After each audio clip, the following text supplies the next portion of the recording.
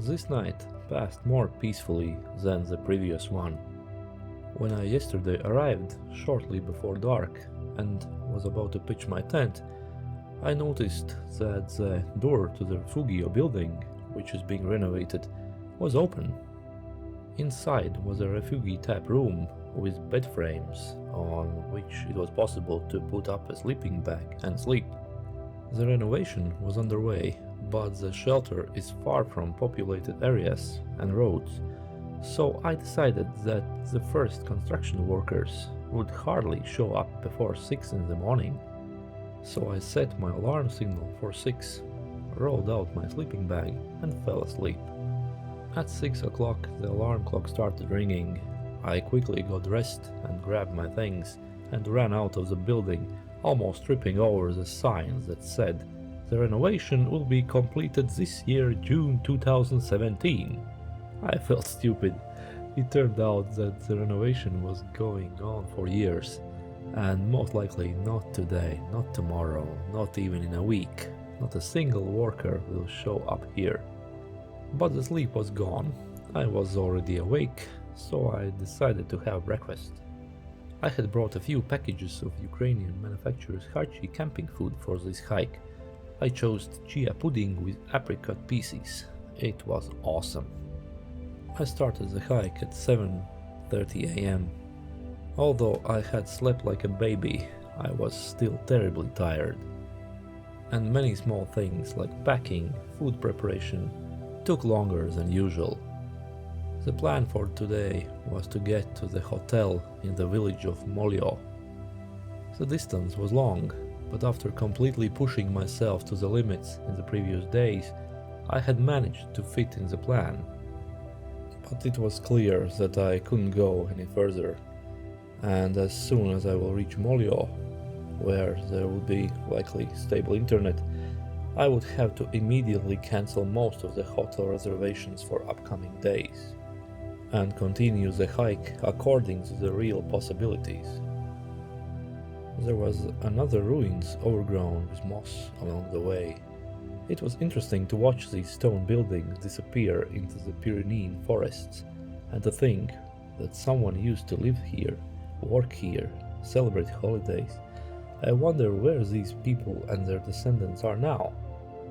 The path goes along the edge of the cliff, but if you look carefully, there is nothing below.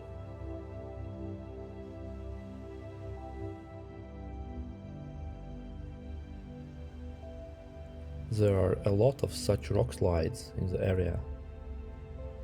Probably during the rain another landslide can start, and you have to be careful. With each passing day, nature became more and more wild and beautiful.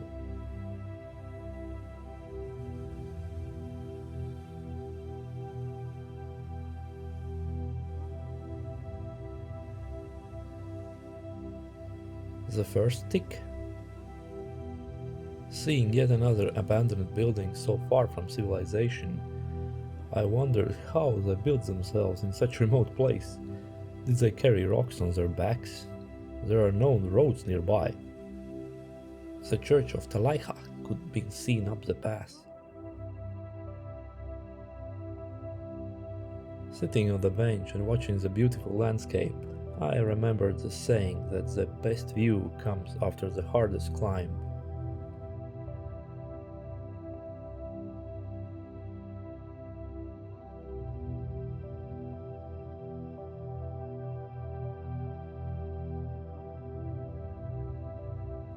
There is even a toilet further down.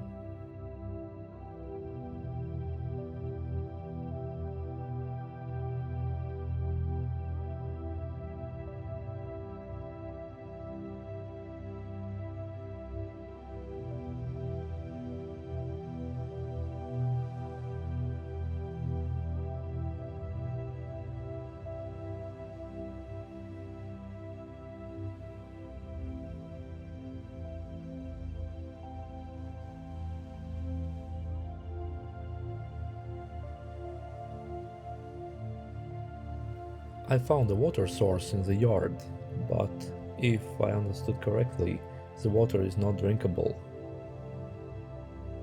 So I found a small stream. The water seemed relatively clean and did not smell bad, so I used a water filter to get some water.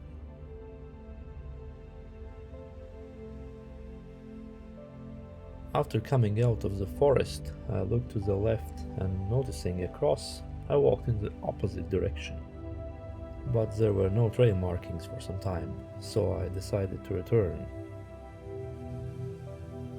In addition, I knew that according to the topographic map, the trail should be heading down, not up. I came back and noticed where I had made a mistake in reading the trail markings.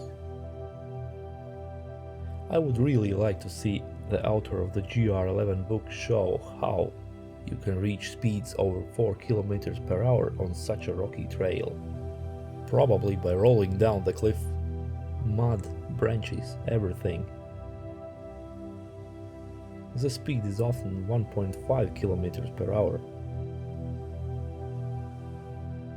What purpose these barricades served I didn't understood. To be fair, I must admit that in places it is possible to walk on the road, and thus the average speed improves slightly.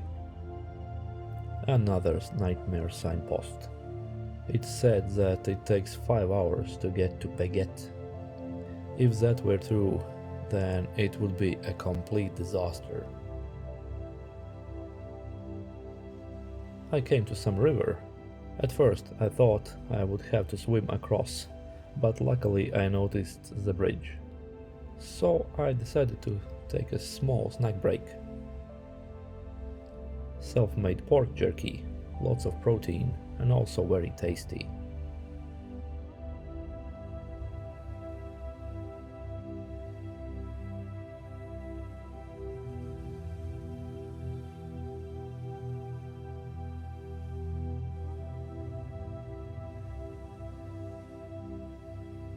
While studying the road signs, I got some small hope that Beget might be closer, because the direction with a distance of 5 hours was indicated in a different direction that the GR11 trail went.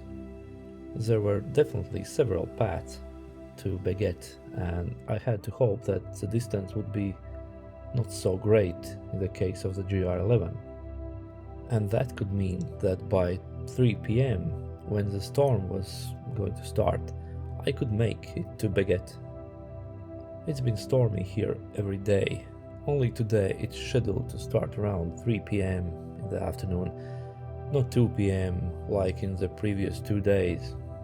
And after what I've experienced in the past 2 days, I can conclude that walking during a storm is unrealistic and should be avoided. To move faster, I stopped filming for a while and tried my best to pick up speed.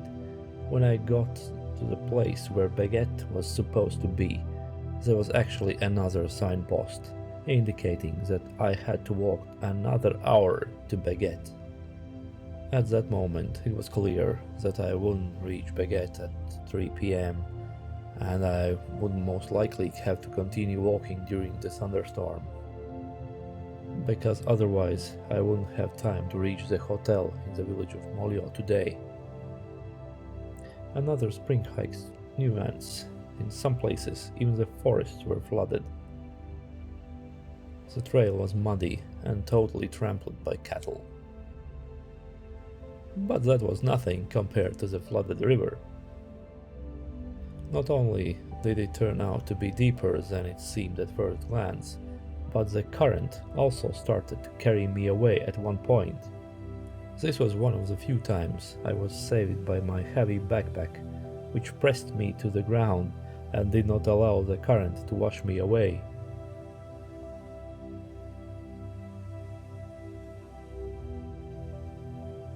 Each signpost showed something different. The rest of the trail to Beget went along the side of the highway. By not carefully following the trail signs, I almost took the wrong turn again.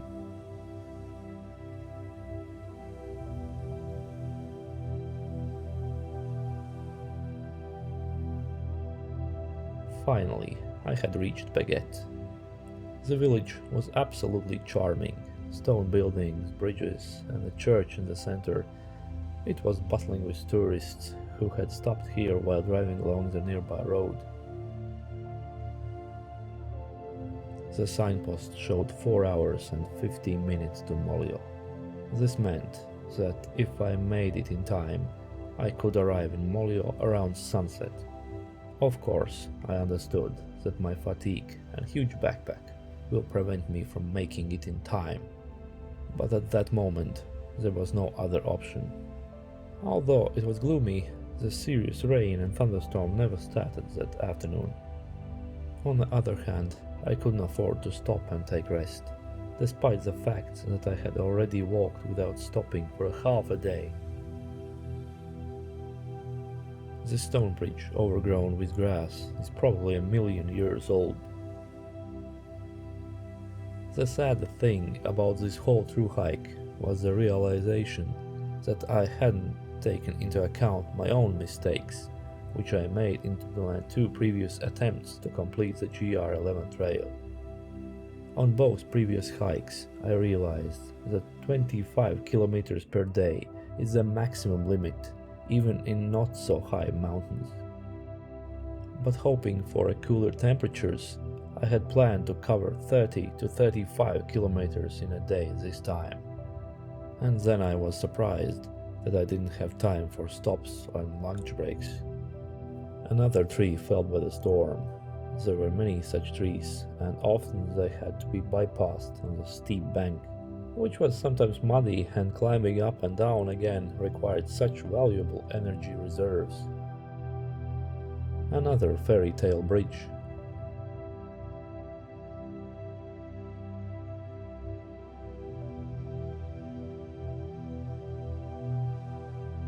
After getting lost again, I finally found the path and started going up. The next climb might be about 500 meters.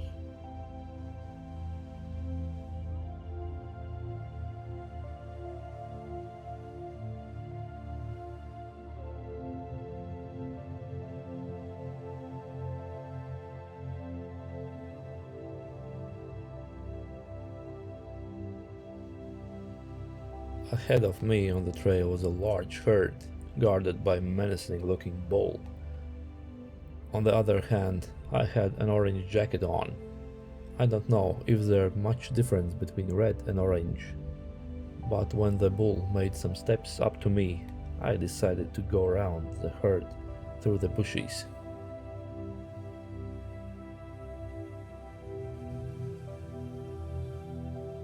The further direction of the trail was also unclear, because according to the markings, it seemed that it went somewhere through the forest. I decided to go up, which turned out to be the right decision. In one of the further forests, trees had fallen on the trail, and I had to wander through the forest to find the right direction.